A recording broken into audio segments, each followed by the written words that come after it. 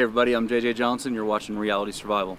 So today what we're going to talk about is 5 bug out bag carrying alternatives. And the reason that I'm talking about this is because some people don't have the ability, because of injuries or handicap or whatever the case may be, to effectively carry, a backpack, especially a heavy backpack, for a long period of time. And so as you guys know, if you've seen other videos of mine, I am a proponent of kind of bugging out in stages. And that is basically, at every point that you decide that you have to move, you want to try to bring as much stuff with you as possible. And so these 5 things are ways that'll help you carry additional weight, and they're also ways to help you carry, a basic amount of weight if you have an injury or something along those lines, to where you can't effectively do it on your own. Now, some of these will work better in city environments and urban environments. Some of them will be a little bit better for more rural environments. It's kind of a mixed bag. Some of them also work a little better, obviously, in winter than in summer.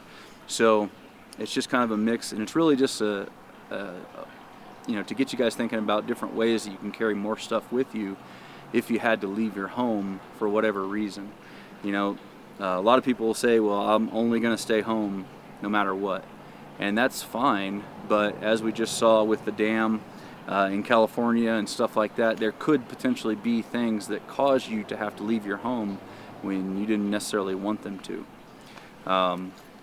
This area that we're in right here is a little tunnel that goes over a major roadway, so I apologize if there's too much noise, but it's also kind of a greenway that goes through our town, and it serves, for where I currently live, it would serve as a good avenue or a way to get out of town on foot if I wasn't able to do so with a vehicle.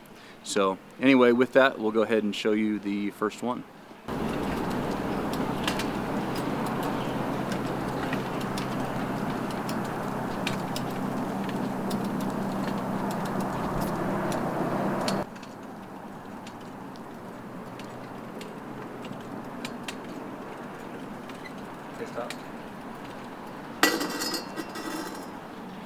Okay, so the first thing that we have here is just a basic game cart or deer cart, and this is a really cool item because the wheels are really big on it.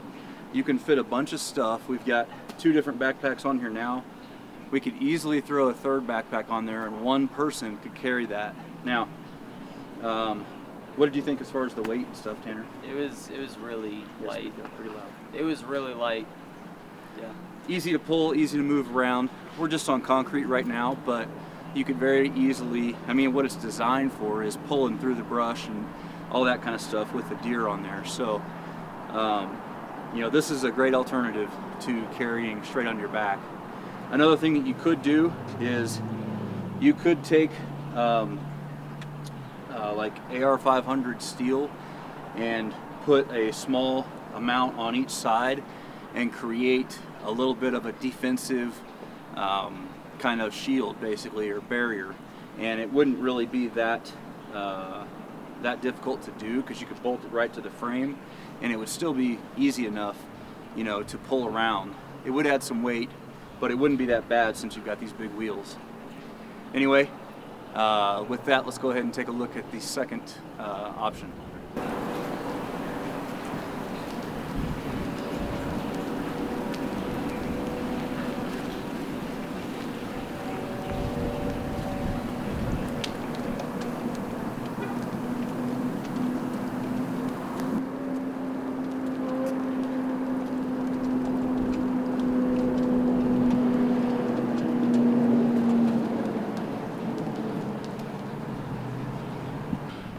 Okay, so as you can see, basically this is just a regular 2-wheel dolly, or actually it's a 4-wheel dolly. There's 4 wheels on it, but it's just like a regular push cart, for moving around stuff in a warehouse and stuff like that. And we've got the same 2 packs on it that we had on the other one. All we did on this to make it a little bit more secure is take a strap and strap down the top of each pack to the frame. And this one's got pretty good sized wheels on it, so it could go over somewhat rough terrain. but not quite as rough as the deer cart. The other good thing about this, I'm not sure if you guys can see it or not, but we have a piece of plywood bolted here. Like I was saying before, that could very easily just be a piece of, or a couple of pieces of AR-500 steel or something like that too, that you could use as a ballistic shield if you needed to. So anyway, that was the second one. Xander, what do you think about carrying this? Oh, well, it was... Speak up to the microphone, you gotta be real loud. It was pretty heavy, but you could probably still carry it. Yeah. Pretty heavy for a 9-year-old, but you know, an adult could move it around pretty good. And again, he's carrying 2 fully packed bug out bags. So, thank you, bud. Let's take a look at the third one.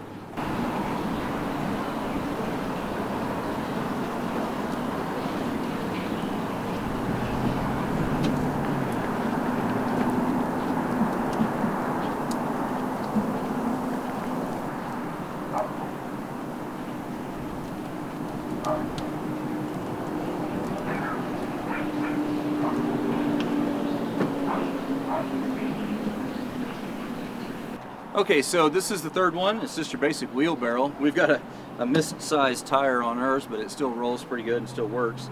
I prefer the 2-wheel carts. They're a lot more stable and uneven terrain and stuff like that. They don't tump over as easy and stuff like that as well.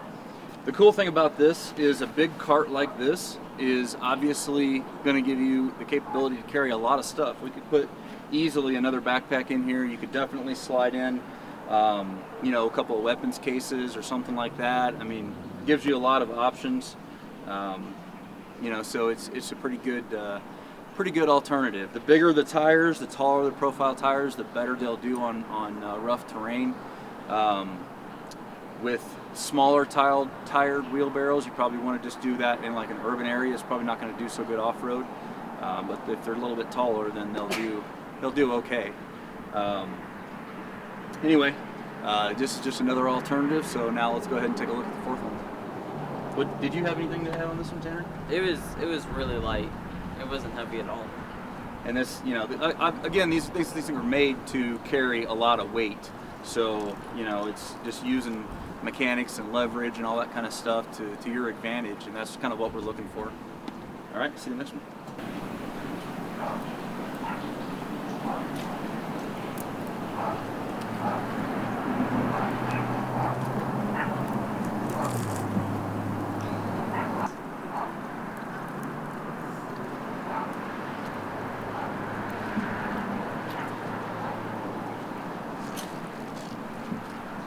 Okay, so that is the fourth one, and this is just basically a collapsible or foldable grocery cart. And the good thing about it is it would be good for people who don't have a lot of space in their house to store something like this. The downside to it is it's not real heavy duty and the wheels are not really big. So it's probably not going to be great for really rough terrain or anything like that. I mean, you could probably get it around on fields and stuff, but anything that's too rough, it's not going to work. They're not going to hold up very well. We got both backpacks in here, and we've had to take one strap to strap this down just to kind of hold it in place, and that seemed to work, you know, pretty well on both 4 wheels and 2 wheels. Tanner, what are your thoughts on this one? It was a little bit heavier, and it was kind of flimsy. It's not very heavy duty. Yeah, it's mostly going to be good for an urban type situation where you've got sidewalks and smooth areas, parking lots, those kinds of things to, you know, traverse around. So anyway, let's go ahead and take a look at the last one. This one is intentional. It's really just supposed to be used on a snowy environment, but we don't have snow here right now, believe it or not, in Cheyenne, Wyoming, in the middle of April. All the snow melted. It's like, it's or excuse me, February. What did I say? You said April. April, yeah, my bad. There's not any snow anywhere to be found. So we're just going to show you the concept, and you'll be able to get it from there. Okay, let's take a look at that.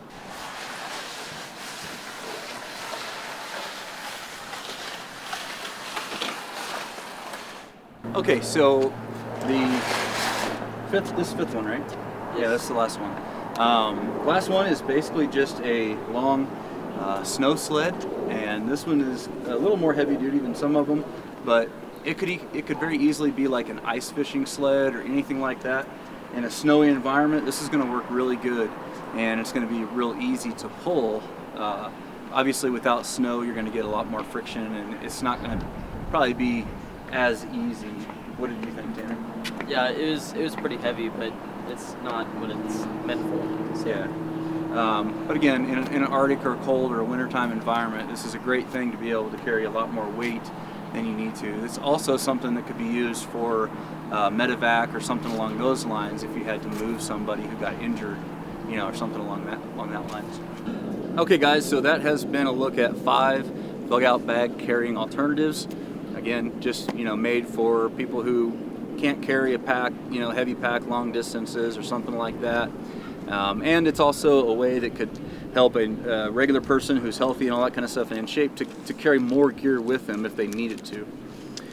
Anyway guys, if you've got any other additional ideas for what we could use, then stick those in the comments below.